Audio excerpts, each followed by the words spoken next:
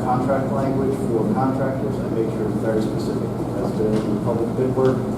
There's a lot of gray area that they can get into, but I want to make sure that we do have some specific language that we can point to say that you're going to do X, Y, and Z. One of the things with this one-to-one replacement was that in looking at, it just becomes one of those things that the developers will pick up on. And while yes, I do want to encourage business to come into town, but I want to encourage it in the right areas. I don't want it to be cutting down 40 acres of trees, where the 40 acres could be dispersed in places like Darwin Village and Stop and Shop parking lots. We have plenty of areas that are already paved and accessible to have solar panels.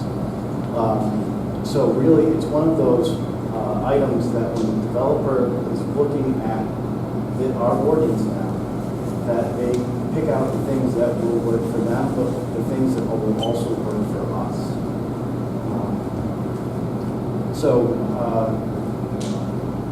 That's really me just defending a couple of the items. I know there's been a lot of discussion, and I know the planning board is also looking at making sure that we do have a proactive approach as opposed to a reactive. I know our this moratorium has been put into place as a reaction because we've been seeing an increase in solar applications, and we wanted to take a moment to breathe and make sure that we make what we have better than what we can start. So that's all I have. Unless you folks have any further questions about this report that I can potentially answer. I do have a couple questions, but let's hear from the other people and then I'll address those. Anyone else wishing to speak in the public hearing? Hello, I'm Cynthia Roberts, 49 Week Street. Thank you for listening to my comments. I wanted to build on what Jeff Porter was saying about environmental impact, and I want to add to that about public health impact, and that's a concern that many residents, including myself, have about the ways in which solar development is taking place in this community. So for example, places where there are landfills, like old school landfills, and as land gets deforested, what is happening to the soil, the potential filtration of the soil, or the disruption of it as it relates to old landfills and what may be in the ground. That's one concern. The other concern is that many people who I speak with through the Engage in Our Smithfield platform are very interested in capitalizing on existing structures like Dowling Village to incentivize solar, because people really care about the disruption of nature and deforestation, and many average people who have a love for the environment and a feeling of ecology and an understanding of how humans are in the environment feel very strongly about wanting to have solar in already disturbed places.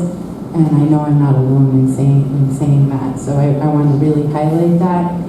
And then I also wanted to talk about the human aspect of the development as it relates to planning. So I know that Mr. Osher referred earlier and in previous months to having some kind of planning commission around open space. And I've noticed over the years in paying attention to things all the way from dating back to Dowling Village development times, that when we're in these intense moments of kind of addressing a developer that's come into the town, everyone's in a high alert mode and kind of digging in. But I would welcome, and other people who I've been engaging with would welcome having a multidisciplinary commission like, I don't know exactly what Mr. Osher has in mind, but something that would look at something like culture of the community center, open space, recreation, passive recreation, active recreation, so that we're not all like pitting our interests against each other, because often things get framed as you're either for this or you're against it, and it's very either or thinking. But if we could have a more holistic opportunity through structures to talk about what people want, not only for open space or not only for a community center or not only for culture or only for parks and rec, but a synthesized approach to that, and where people can speak with each other and inform you guys in a more holistic way, I think that would be really great. And I know that there's other people who would like to see that. That's the kind of stuff that we've been trying to do through Engage North Smithfield. So finally, I want to say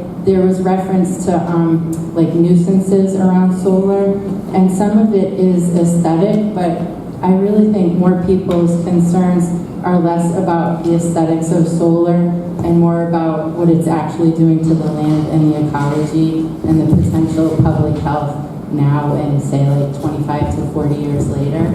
So I want to urge you that when you're making decisions about what you're adopting, to be considering those complex issues and not looking at things as single and separate issues. And then I'm wondering if you have any questions for me, because I work in public health and I've been talking to a lot of residents.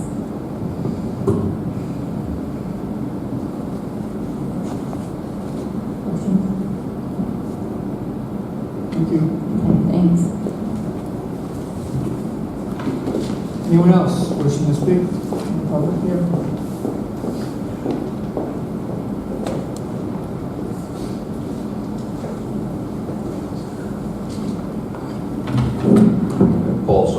Sales Hill Road, representing the Conservation Commission. I just want to reiterate a letter that you've probably all received from the Commission, that we are in favor of any rules and regulations that will disincentivize clear cutting of forests. Forests are important for absorbing carbon dioxide and emitting oxygen, and it doesn't make any sense at all if you're trying to eliminate the production of carbon dioxide by other types of power generation, by going to solar. Why are you cutting down trees that absorb carbon dioxide and emit oxygen? So we're definitely in favor of some of the changes on this ordinance. And again, there's a place for solar, and it's on brownfields, developed sites, rooftops, et cetera, et cetera. We shouldn't be clear cutting forests for a temporary generation of electricity at the expense of carbon dioxide absorption and oxygen production. I mean, this may sound very simplistic, but what's more important, electricity or oxygen? Thank you. Anyone else wishing to speak in the public hearing on the amendment to the zoning ordinance?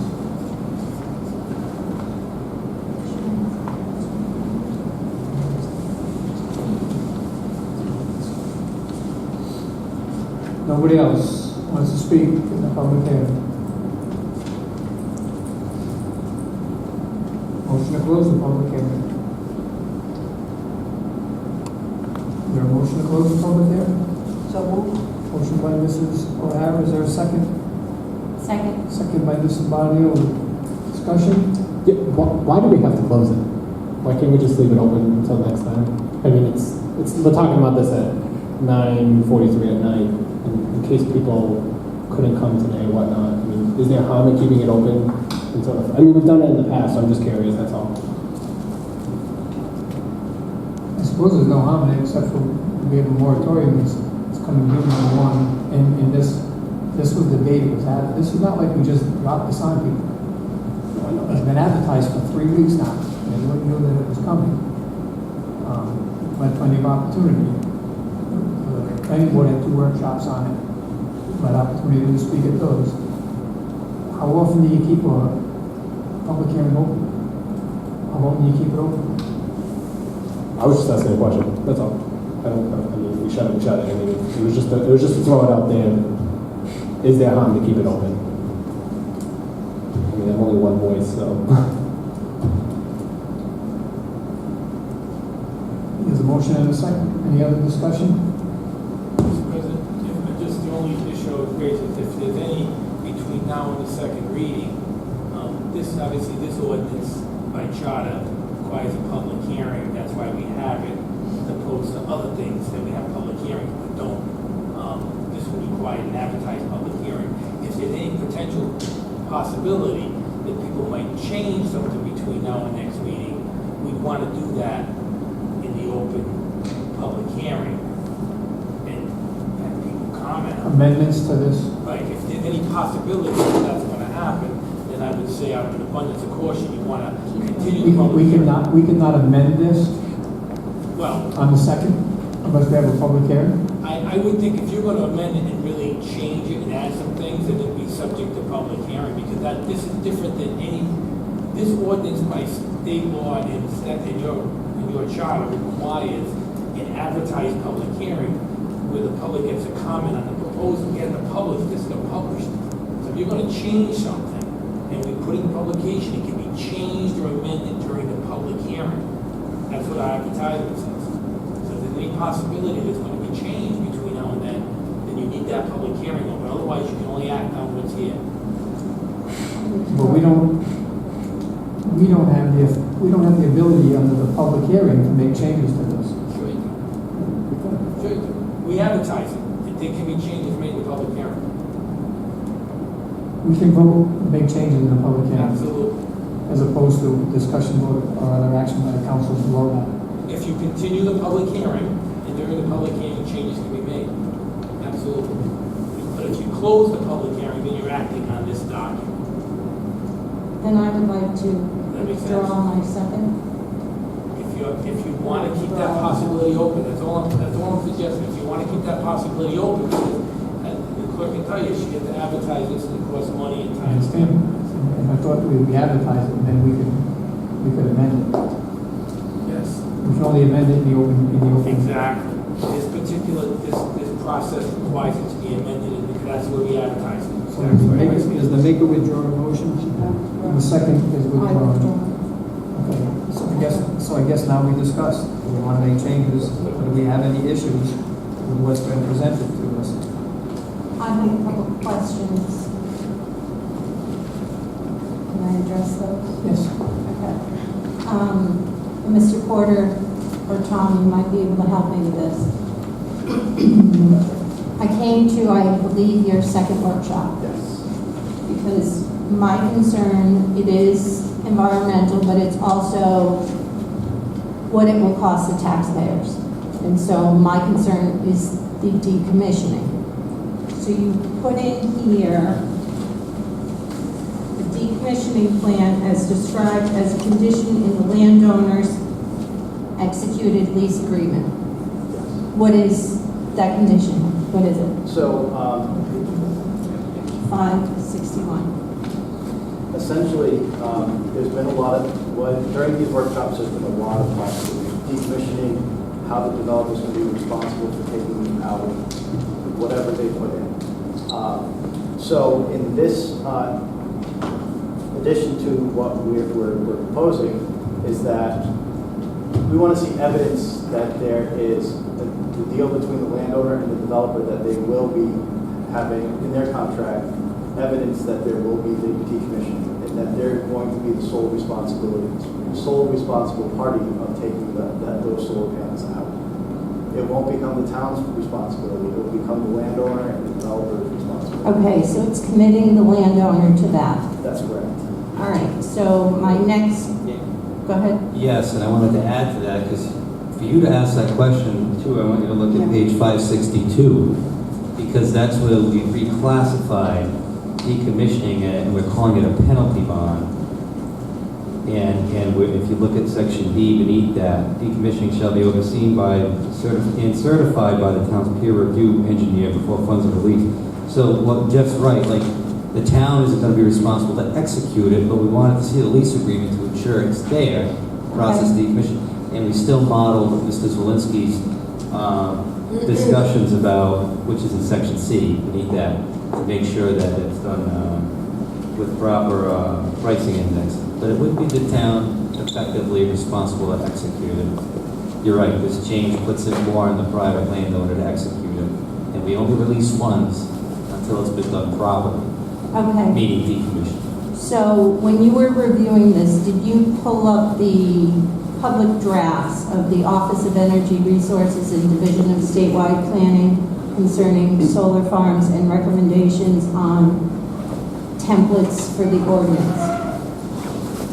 No, Okay. but only because we're putting out peer review to do it on a case-by-case basis.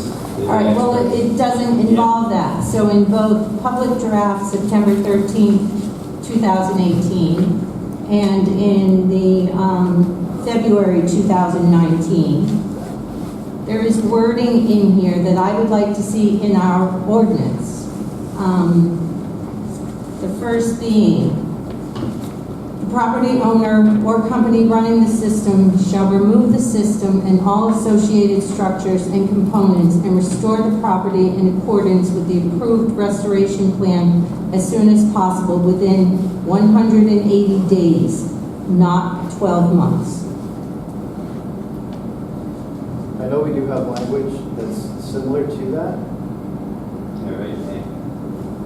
We can reduce the time frame to that. Okay, but I want the property owner listed in that. Yeah. Let me ask, that model that you have, is that predicated on that's predicated only on the town executing, the private property owner executing the decommissioning and not the town? The town has no role? The town, well, no, they want you to set up a decommissioning, but it's a security decommissioning.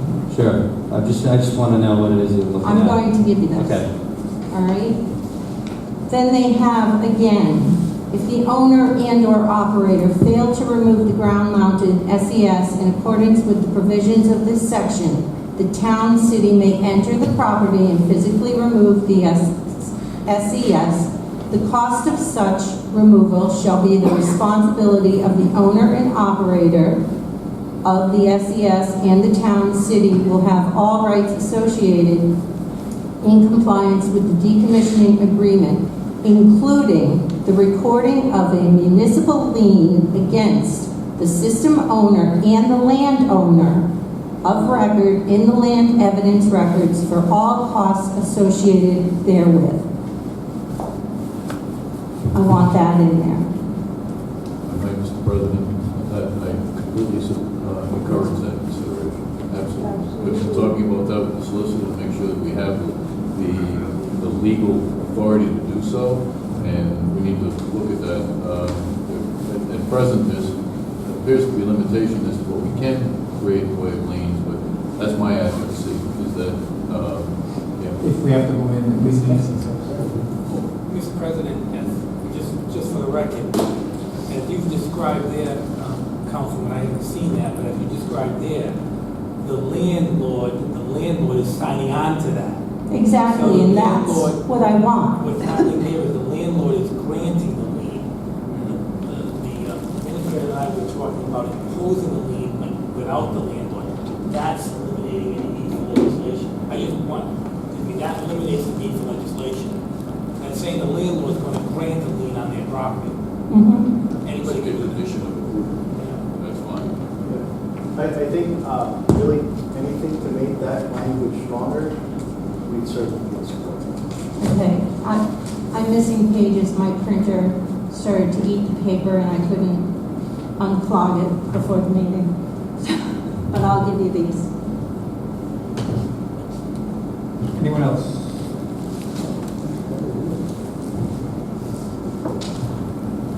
Mr. Kravitz, and the question to you. This whole document is open to us right now, correct? The whole section 5 is open to us. Okay. Here's a question I have for Mr. Kravitz. I know that on page 517, with what's allowed in use, and that's where you made those changes. Right. And then on the ground-mounted solar system for commercial use, you made that one note. Right underneath it, renewable energy generated by wind. It's not allowed anywhere in the town. Correct. I think that's a mistake. There may be areas of the town, and I'm not saying residential, and I'm not saying business highway and some of these others. In my mind, there has to be somewhere in this town with a special use permit, a wind turbine could be installed that would not negatively impact any one person. And by just flat right saying no to this, every zone, every area, is not the way to resolve these issues. I mean, we have this issue in other places with alcohol and drug treatment. It's not allowed anywhere in the town. Are we that elitist that we don't have No. addicts and alcoholics in our town, that we don't want treatment centers in our town? Apparently, several years ago in this town, prior to me being engaged, hired here, there was a big wind turbine that was proposed, and the previous council put a moratorium on it. There was an end in there. That was in there. Not a moratorium on, but there was town-owned property, which part of the payment schedule was to put a wind turbine on. Moratorium came about when a wind turbine was promoted, was being sought in a residential area. It's a big difference. But I didn't make those changes. They would. Well, no, the changes, it's existing in the thing, and I'm just saying, I think that if we're gonna look at this, those are things that we need to look at changing in the use thing, in a sense, the whole thing is open right now. I just think that to just outright say, no, they're not allowed anywhere in the town, is just not the right approach.